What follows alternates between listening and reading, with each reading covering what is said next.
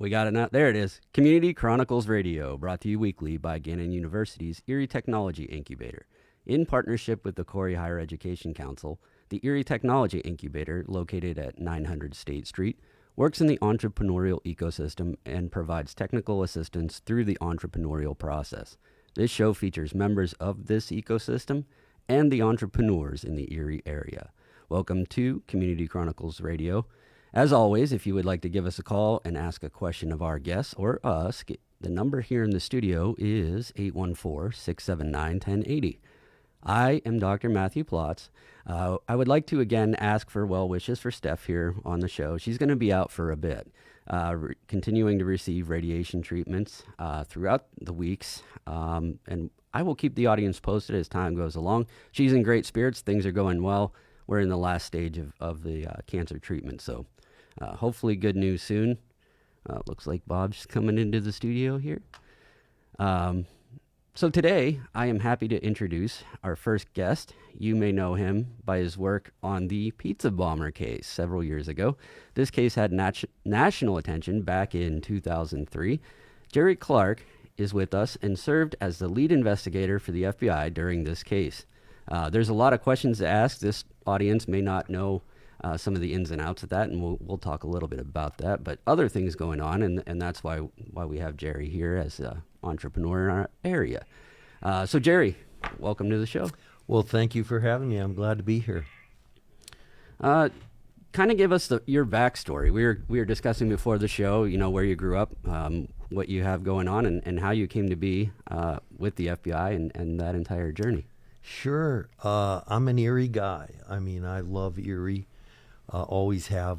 Went to high school here, Erie Prep, Cathedral Prep, and then just wanted to get into law enforcement and specifically the FBI. And it was a journey, It wasn't where I was able to just walk right in. Of course, psychology undergrad, master's in forensic psych from John Jay, which is in New York City, one of the premier law enforcement schools, and then just started to work my way. And it took me 3 different federal agencies to get to where I got, but started out as a special agent in NCIS in Philadelphia, and then did that a couple years, mostly protective service stuff overseas. And then DEA called, and I went back to the academy down at Quantico, became a DEA special agent out of Cleveland, Ohio for about 5 years. And then finally I get the call from the FBI and went back to another academy, which is the FBI Academy. So I'm not that smart because it took me 3 federal law enforcement training centers to finally get where I was going. But then was assigned to the Cincinnati division and worked on a fugitive task force there for about 6 years. Interesting, you had to do those, each and every one of those academies. There was no credit given for the previous academy. Not one. I had 6 months, 3 different times, so it was really a lot of training. But it turned out to be very helpful for me.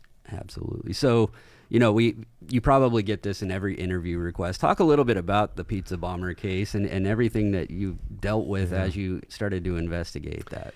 Yeah, that certainly changed everything going forward. I actually got transferred back to Pittsburgh Division out of the Erie RA, which was like hitting the lottery in the FBI, right? Getting to go back to a hometown where you're from is really very special. And I thought, wow, I spent 6 years chasing fugitives, bank robberies, kidnappings, and I'll come home to Erie, it'll be nice and quiet. And then August 28, 2003 happens, and it was like, oh, my goodness. And, I get to be the face of it, but there was so much involved in that and so many investigators, Erie Police and PSP and ATF and FBI and all working together to try to get to the end of that. And I'll tell you, it was different than anything anybody had ever seen before. It was elevated to a major case status in the FBI, which is very rare. It was FBI Major Case 203. Because it had never happened before. Never had an individual walked into a bank wearing a live device that detonates during the course of the robbery, resulting in death. And so they didn't know what they had. And so it immediately went to the highest levels of our government with a lot of focus and a lot of stress. I can imagine. I can imagine. So you mentioned some of the other agencies. One thing comes to mind. My audience probably doesn't know, but I used to work in law enforcement at Mercyhurst University. I took a non-traffic death investigation class with a PSP member, and they had a lot to do with that investigation as well, right? Yeah, PSP was vital. We worked together in a real small task force, basically, once the dust settles. There was, I think, 70 investigators at briefings every morning and every afternoon for the first several months. And they came from everywhere. But PSP, Erie PD and ATF and FBI sort of, ended up in the task force that really stayed with it the whole way through. So, yeah, they deserve a lot of credit in this thing. So I want to move ahead. Our show here is about entrepreneurs in the Erie area.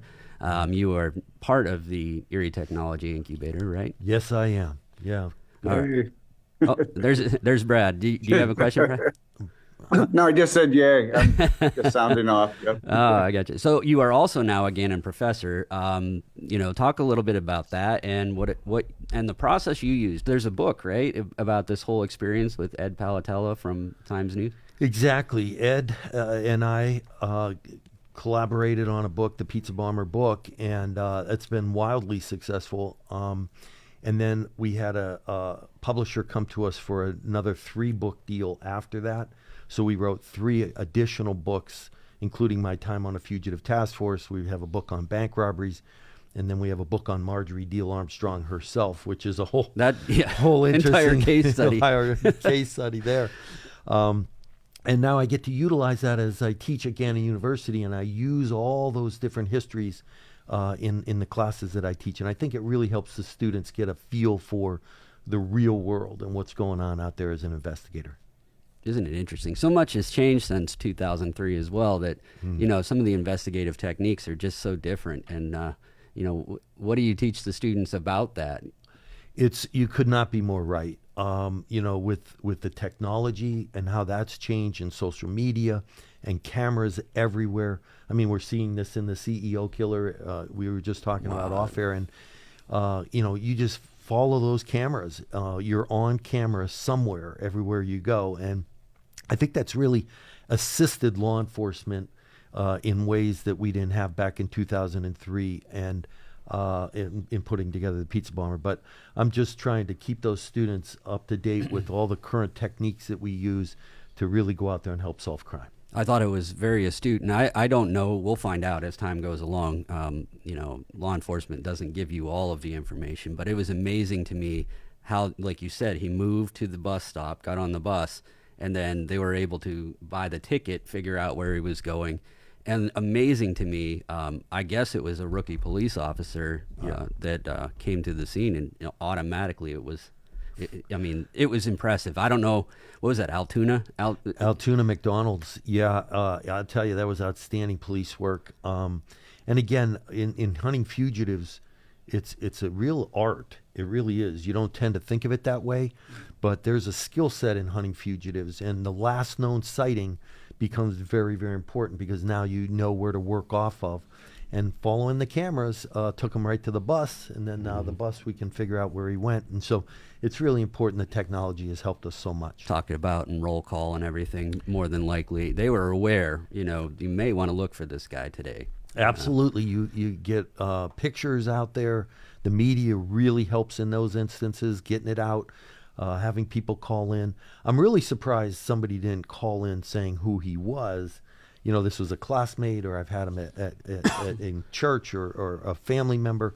I had a mother call me one time after a bank robbery. We put the picture from the bank robber on TV, and she called in, and I thought, wow. She said, I know who this is. And I said, how do you know? And she said, well, it's my son. And I thought, wow, that's powerful. I said, why, I'm just curious, why'd you want to tell us that? And she said, I'd rather have him in jail than dead on drugs. And so, there's reasons why people do that, but I find the media very helpful in these instances to try to help solve our cases. And this particular case it's kind of roiled our nation a little bit. And you mentioned why didn't somebody recognize him? Everybody knows, within his group of friends or whatever, they knew who it was. But there's debate psychologically about, was this a noble act or was it not? It's kind of crazy how it has gotten media attention, and that narrative is out there.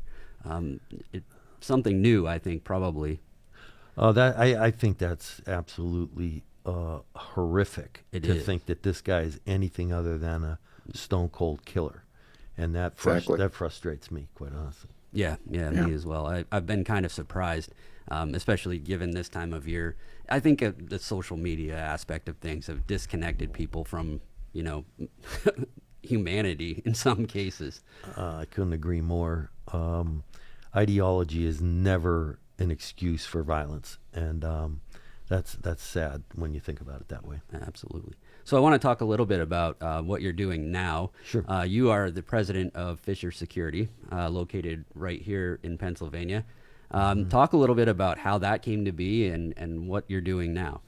Sure. Fisher Security's been around since 1974, started by FBI agent at one point, Jim Fisher, and who taught at Edinburgh for a number of years. I had. Is that right? Yeah. Okay, yeah, everybody who had him remembers him, that's for sure. And he started that, and Bob Nelson took it over from him. And when Bob was ready to retire, he called and said, hey, there's only one person I think of to try to run this because I don't want to sell it nationally. And so we worked out a deal.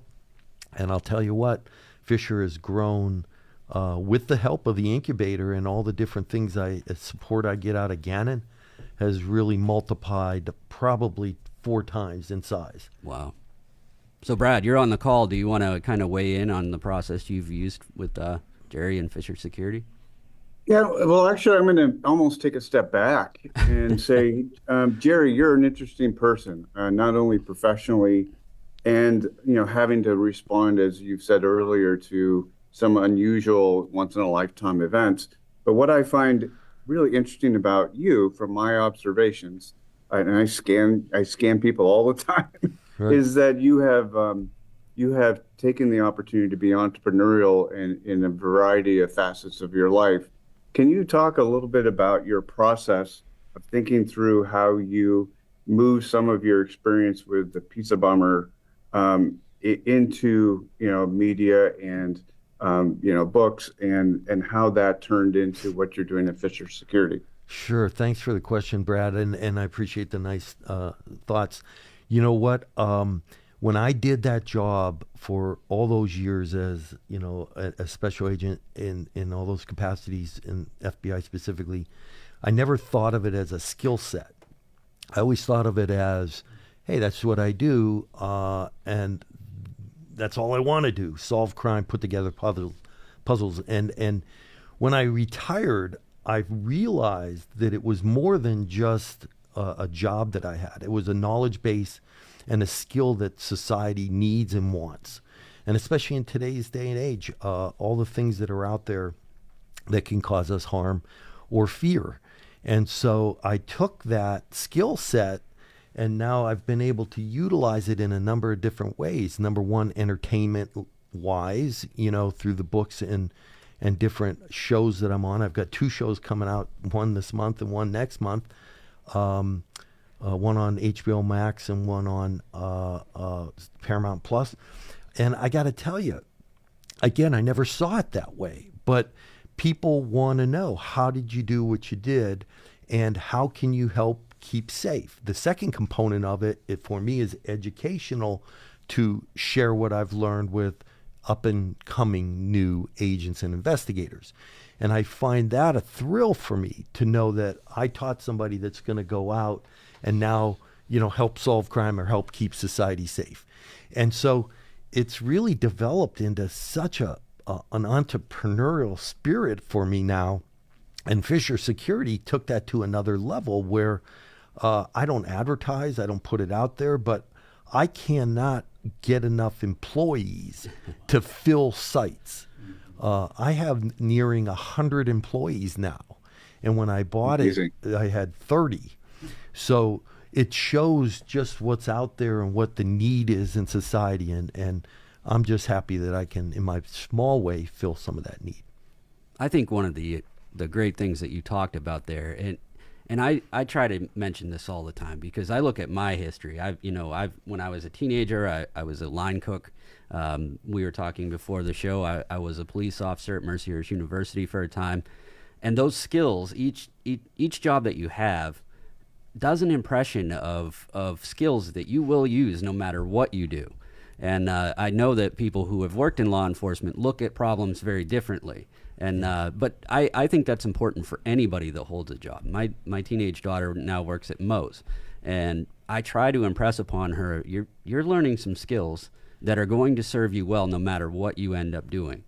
It's just how you use those skills and pass them through to your current job, and that's probably a little bit of what you're saying. Hey, every day, I could not agree with you more. Every day we're learning something, whether you know it or not, and you utilize that in your database for judgment and critical thinking. And I'll never forget when I got to the FBI, I was trying to think about how to become a profiler because of my background. And they said, well, we want you to take 5 years to learn how to be an investigator first and how to think like an investigator. And I didn't know what that meant, think like an investigator. What's that mean? Different. It is. But it's a different concept of, my wife calls it paranoia, being Danielle, the psychologist.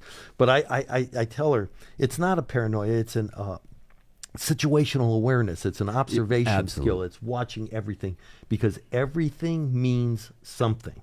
And I always try to impress that to my students. Situational awareness is so. I do that with employees. Okay, what color shirt was that guy wearing? Right. Most people say, I have no idea. And it is amazing how you can walk through life and not notice something. What color was the SUV that almost ran you over? I don't know. That's it. I don't even know if it's an SUV. I don't even know. And that is amazing. Yeah.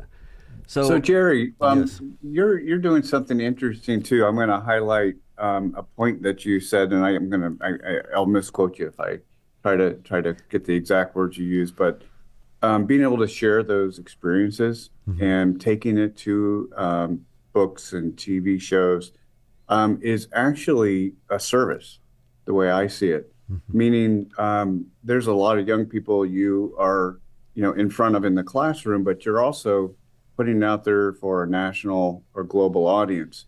And to me, that's kind of starting to help young people career map a little bit too.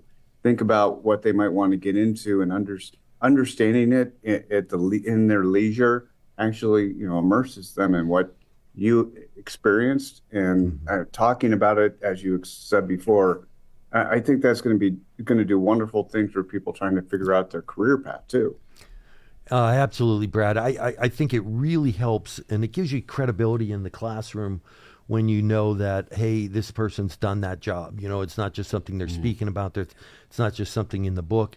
And I'll actually go through a book and I'll say, that I use as a text, and I'll say, this is great. I love how they did this. And then I'll say, and this one, I don't know. I'm not sure what they're trying to get at here, because on the reality side of it, here's what I've experienced.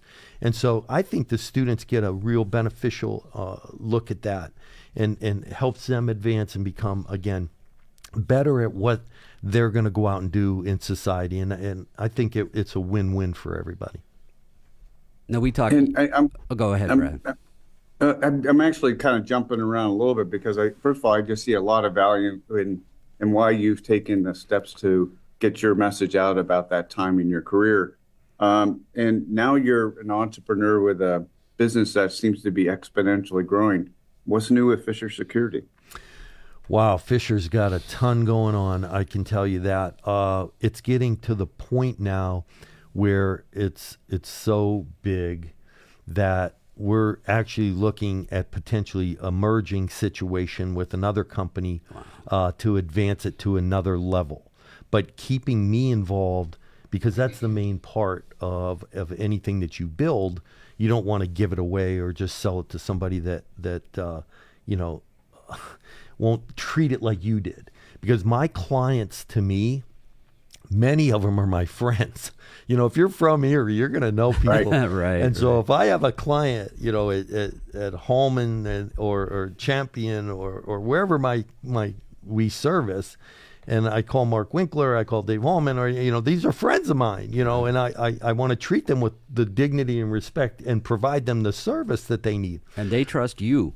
That's exactly right. So I feel that's an obligation or a debt. So if I do have this situation happen where Fisher does get involved in a merger or an acquisition, it's going to be with the thought that I stay in the company and that I continue to make sure my clients are serviced to the way they deserve.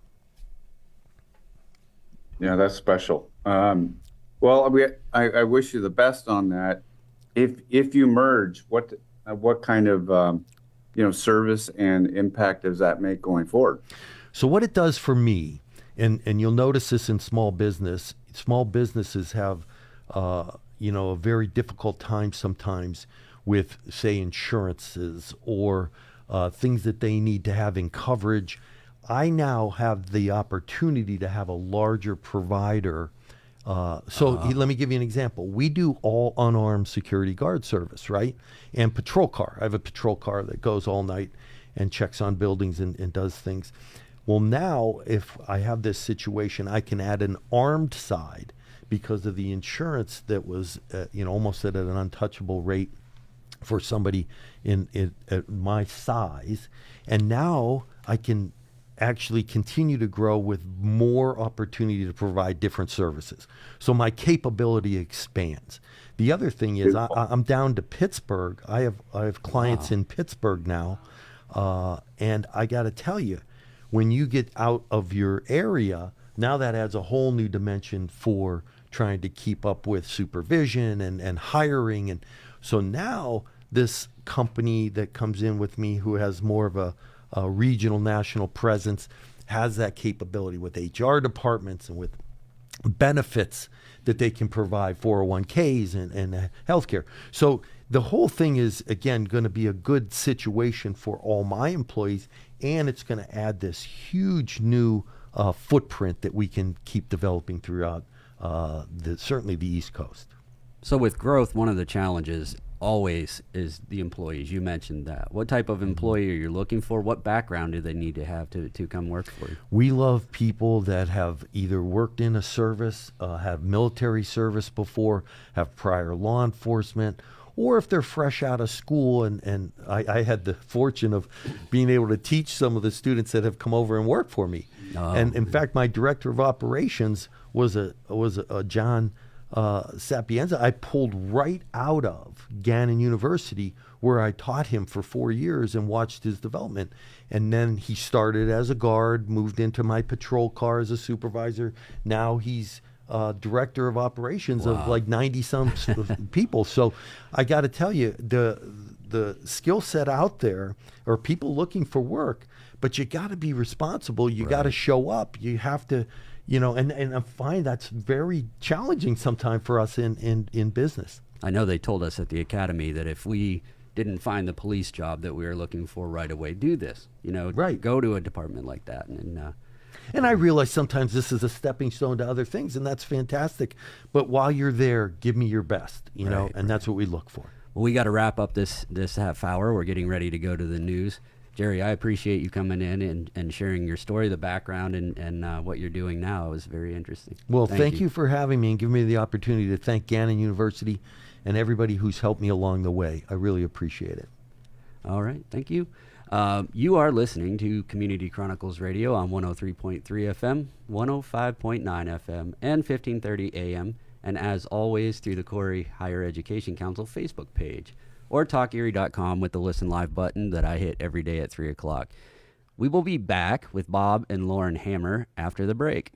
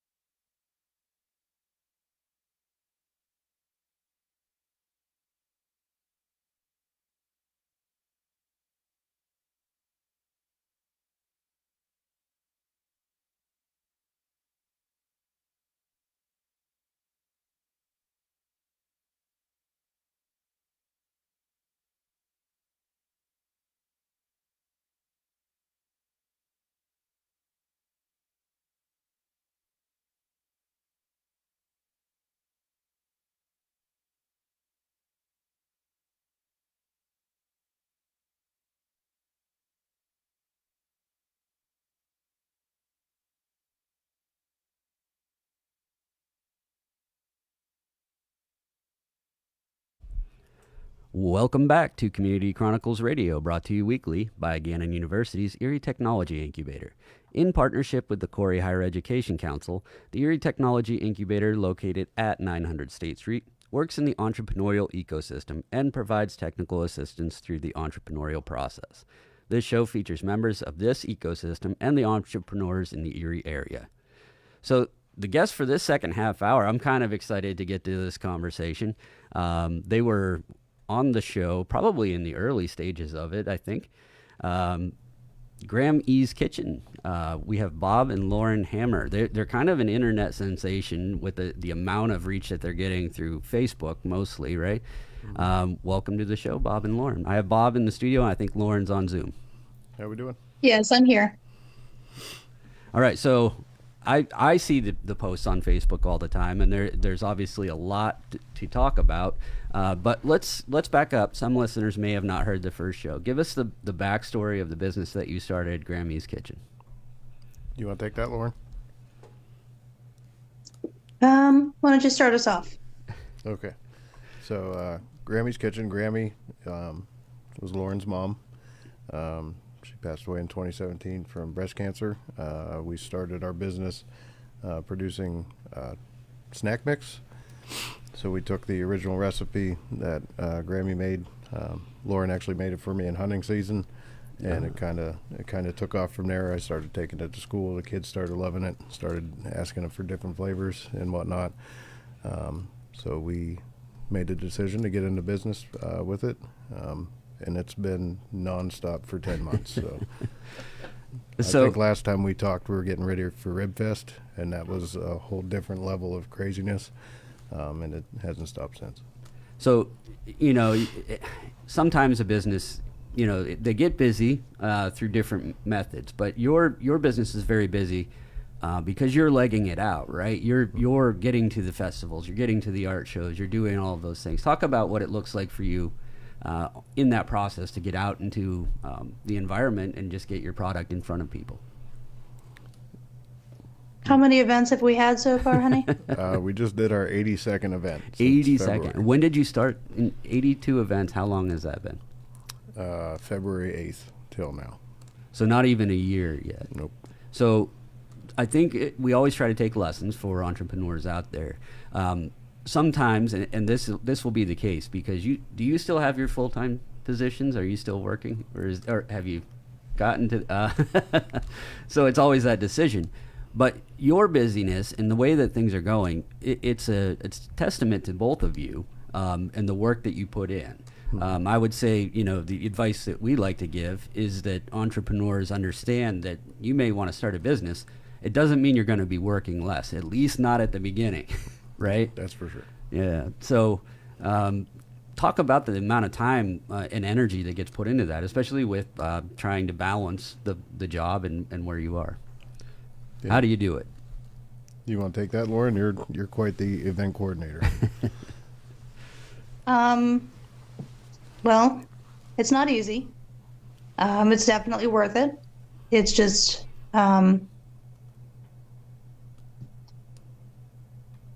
we just keep rolling with the punches and keep going, and the focus is trying to get our products out there, let people know who we are and what we're trying to do, and try to find ways that we can help in the community. Just trying to be as present as we can be, but it does take a lot of time and energy. Our kids are a big part of that. They come along with us to the events. We've had how many events, and they've been a part of every single one of them. So it's the whole family's involved. And that's, I didn't mean to interrupt. Go ahead, Lauren. Oh, no, you're okay. So what I like there is that you are, including them, teaching them how to work hard and go get the things that you're looking for. One thing that you mentioned, Lauren, just there, is that you are helping the community. And it's one of the things I love about your business. Can you talk a little bit about how you do that and what that process looks like for people? We find creative ways to help in the community. We donate to certain organizations, including Link by Pink, that they supported us when I was losing my mom to breast cancer. So we try to give back to them, American Heart Association, a few other local organizations and church-based organizations that are doing initiatives for kids and families. We also try to support local businesses, trying to encourage business and outreach for vendors like us, entrepreneurs like us who are trying to get their business out there. And they're doing the legwork. They're at the events. They're there at 5 o'clock in the morning to set up and closing up at 8 o'clock in the evening. And we see them, we talk to them, we encourage them, and it's just another aspect of the things that we do.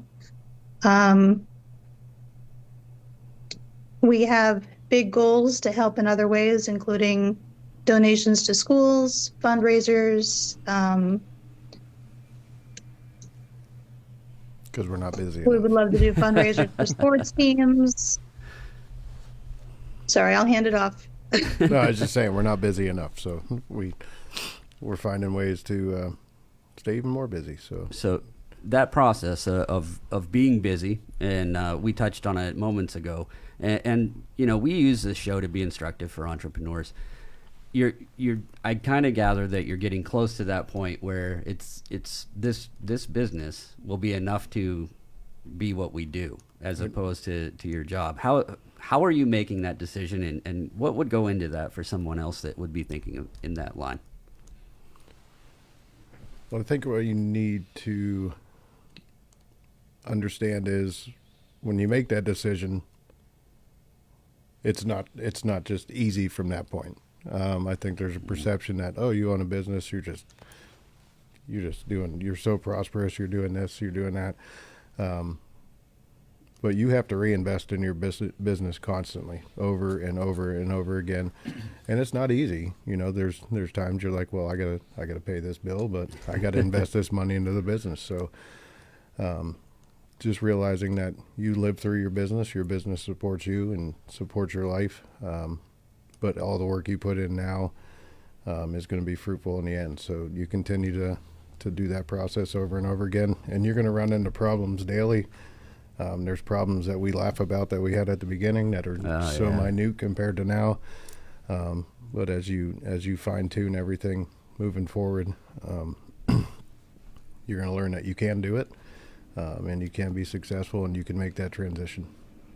Now, over this nearly year that you've been in operation, one of the things that's affected everybody is inflation. How has that had an effect on, you know, the materials that you're using and anything that you're trying to do, or have you not felt that? I mean, I think everybody's felt it a certain way. I think the product that we have is set up to be successful in any economy, I'm not going to say it won't affect us in the future, but we kind of got in at a point where it was already happening. So where it goes from here, starting January 20, the next administration, nobody knows where that's going to go, but It could go higher. but that's one of the things I'd reference back to. We're going to have to make an adjustment one way or the other. And we'd always like to bring prices down, but if they have to go up, then that's just, I guess we'll one of the things see. everybody's dealing with now. So you've had, and I just checking on your Facebook page, and I'm in the algorithm, so that's good. Mm-hmm. That's one thing that's going right, and I don't know what it looks like on the back end to get Facebook to get that stuff in front of people. Right. But one of the big things that you've noticed, or that I've noticed, is that you are now in country fair stores. Mm-hmm. How did that come to be, and how are they helping you? That's an important piece, to get distribution. That's not just you legging it out. That's a store working for you. So how did that go? Lauren, you want to start that? Well, we have been given some suggestions to try to reach out to a couple of different stores and see if our products would be accepted into different programs. And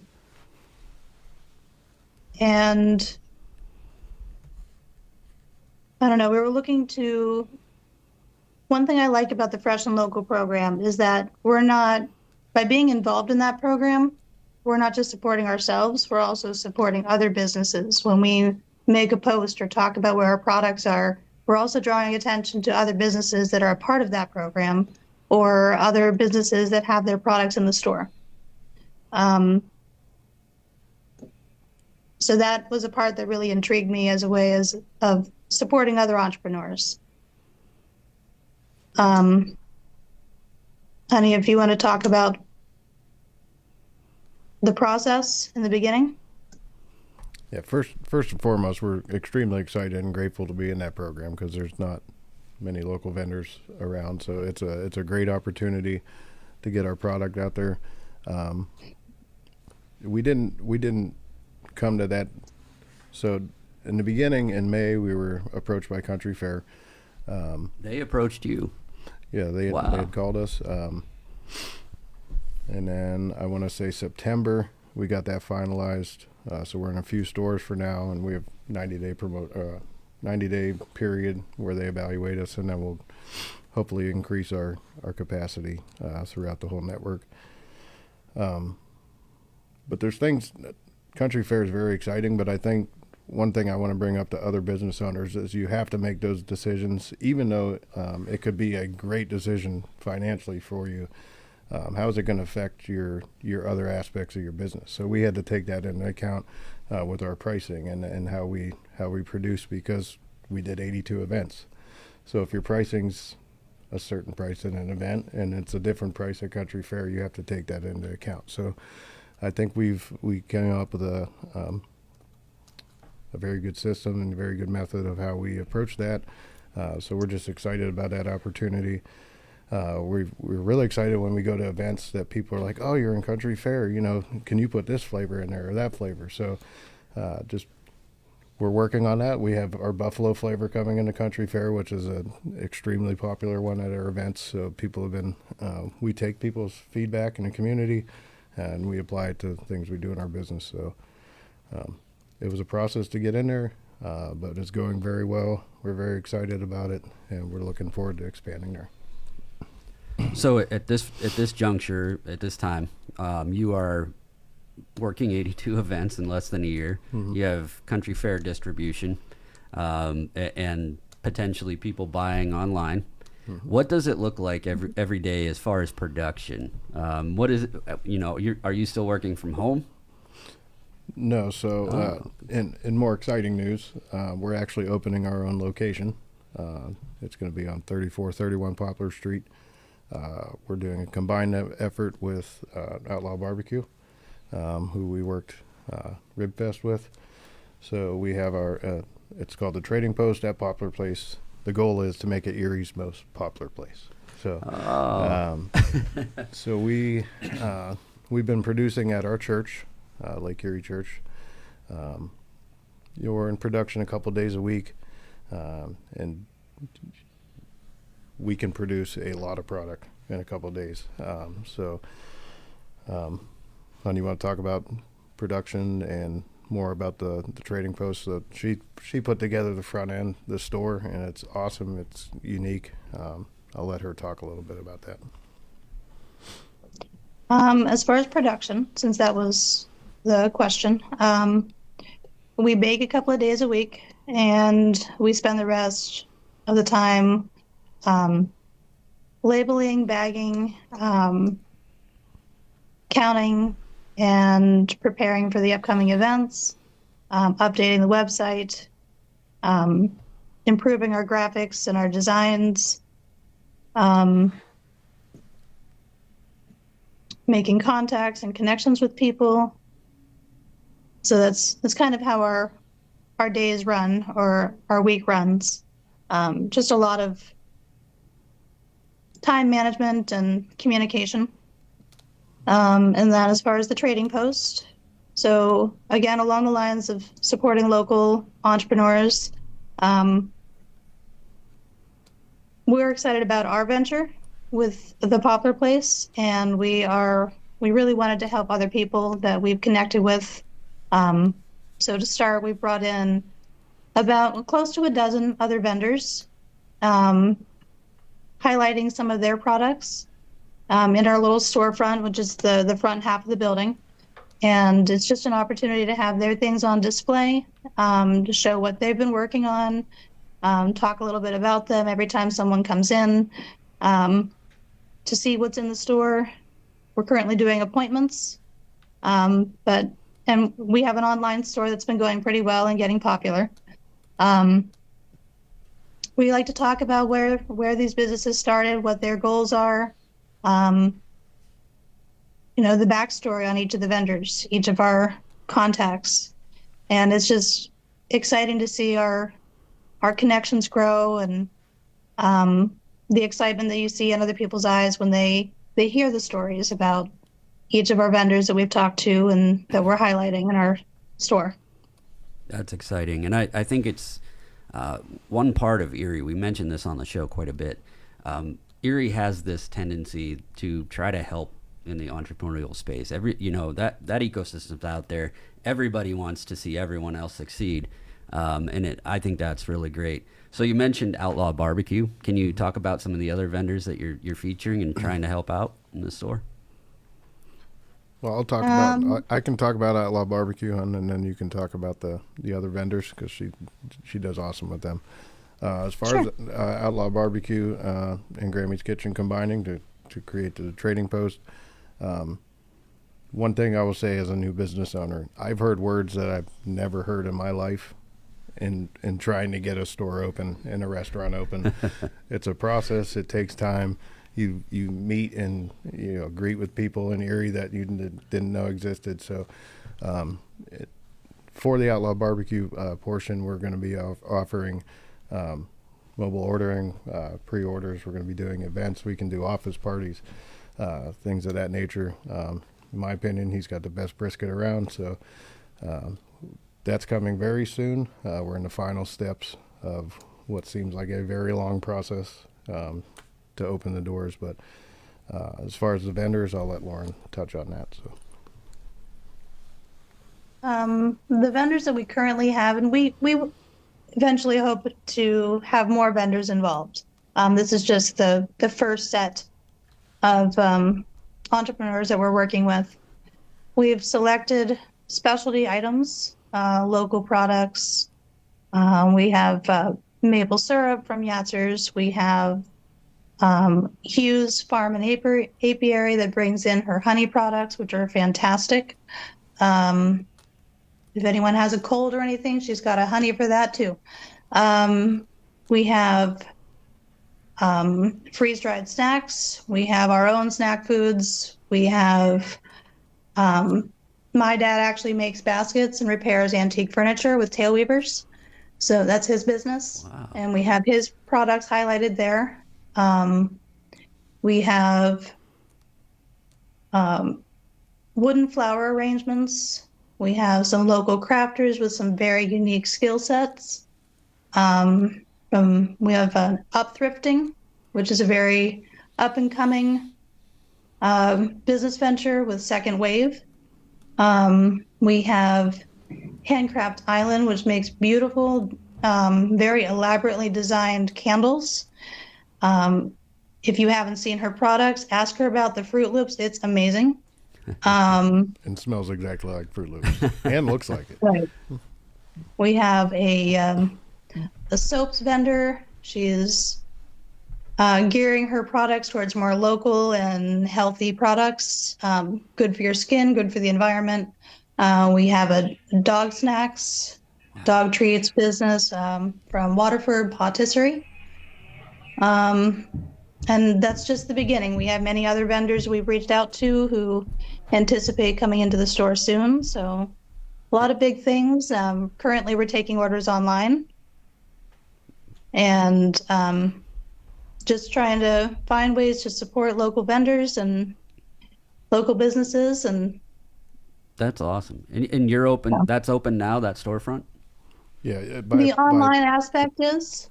Okay. Right. And we can do appointments. So if you reach out to me, I can set a time when you can come in and check it out. Waiting for the blessing from the city. So. Oh, okay. All right. I know sometimes the codes and all of that. Yep. We've mentioned on the show I can't remember, starting a restaurant, the health department is there to help you. They're not your enemy. Right. Have you been through that process? We have. Yep. Yeah. One more step, and then doors are open. That's awesome. So one of my questions built out of that is that you're taking appointments to come in. How close are you to hiring employees? So throughout our event season, we've hired people to help out. So we've had event weekends where we've had 5 or 6 events at once, and I haven't figured out how to split myself to be in more than one place at a time. So, we brought people on a part-time basis to help out, and everybody's very willing to help, and they're very excited for us, and we're excited to be able to do that and give back a little bit. So, as far as the trading post, we'll see see how it takes off, and we're not afraid to help other people out and hire if we. This is such an impressive story. In less than 1 year, you've gone from just an idea, getting on Facebook, growing to where are you at, 5,000 followers, and just pushing so hard that you're at storefront and hiring people. It is very impressive. This could be a case study in how to get these things going. And again, Facebook and what you put out there is all very nice. The hard work behind it, and how hard you guys have been pushing is the impressive part. And the part that I think that this audience, if someone's out there thinking about starting a business, you have to remember that this just did not come easy. This is a year of very hard work. Mm-hmm. I agree. So this is exciting, helping other entrepreneurs get their product into a space. I'll look forward to that opening. I hope, how can somebody, Lauren mentioned making an appointment. Holiday season right now, people are out there thinking about what they want to buy. I'm making a conscious effort not to go get presents at Walmart. Right. My goal is to get everything locally. How can somebody get in contact with you to take a look at what you have? So we're on Facebook, Instagram, TikTok. You message us, let us know, hey, I'd like to come check the place out, get a walkthrough and see what I can find. I will mention, with Erie winters, you never know what's going to happen. Unfortunately, right. Black Friday, Small business Saturday especially, we had plans to be open that weekend and to have the blessing of the city and be ready to go. That didn't work out that way. So, make an appointment. Go to any of your small businesses. I'd highly recommend supporting those efforts because people put a lot of hard work into producing products, and we've met a lot of great people that are in our situation that want to take that next step in business, and it starts with support from the community and being able to just give that support to help them make that next step. So we kind of end the show. Usually we're getting close to the end of our time. It's hard to believe. Talk about where people can find your product one more time. Let's get the plug. Facebook, all the places that they can find you. Facebook, Instagram, TikTok. We have a website posted on all those social medias for the Trading Post website and our Grammy's Kitchen website. And then we're in the process of possibly opening a TikTok shop. So we're just waiting for the final steps in that to be completed as well. So, Lauren, do you have any other input on? If you have any questions, you can email us. Yep. The email would be rlhammer2024@gmail.com. Outstanding. So I'm sitting here waiting for my computer to load. As normally I kick this off to Steph, and I think she has it ready. We are getting ready to launch our spring catalog. I think it got ordered yesterday at the Corey High Ed. We do have a lot of classes coming up. I had some thoughts as we talked about things today with our guests that I'll work with our program coordinator. We might put some stuff together. After the holidays is when we kind of kick off the spring catalog. One of the big ones that's coming up to Corey, you'd have to drive down. Weather, again, may be an issue, but on January 20th and running for 8 weeks, starting at 6 p.m., we have Reverend Skip Davis. He's down there. He was a priest. He retired, but he puts on this class comparing and contrasting the world's major religions. Not a religion course per se, not advocating for any particular one, just kind of taking a look at the religions, and surprisingly, how similar they are. And some of the things that are taught are, you would be surprised how close religions actually are for people. January 21st at 6:30, we have a Social Security seminar. That one usually fills up pretty fast. Bringing back again, Kara put together Introduction to Macrame. That was huge. We ran out of space. People were on a waiting list, so we opened that back up. January 22nd, that one runs for 2 weeks, so you're in for 2 weeks. At the Corey High Ed, one of the things that we do is economic development and workforce development. We will be screening on January 23rd at 4 p.m. I hope the weather holds. No Small Matter. Now, if you're not familiar with that, it is a documentary, uses kind of a lighthearted approach in some ways. It has some good stuff. It lets you know that, childcare is workforce, but not just childcare. There's a lot of human development that happens in the first 3 years. And our society does not put a big premium on that. I'm getting the 1 minute to go, so I didn't look for it this time as we were going along. So I have to. Do you have a dad joke? You probably have a bunch, right? You put me on the spot. I don't know if I can. I'm kind of on the spot here with probably 30 seconds left to go. Oh, here we go. We were talking about hard work, so I picked up. Here we go. I told my boss I would start my presentation with a joke. It's always a good way to start a presentation, right? So I put my to-do list on the first slide. The boss probably wasn't happy about that. Stick around for Lath and Tina with Economic Pulse. I will see you next week. We have one more show before Christmas. See you then.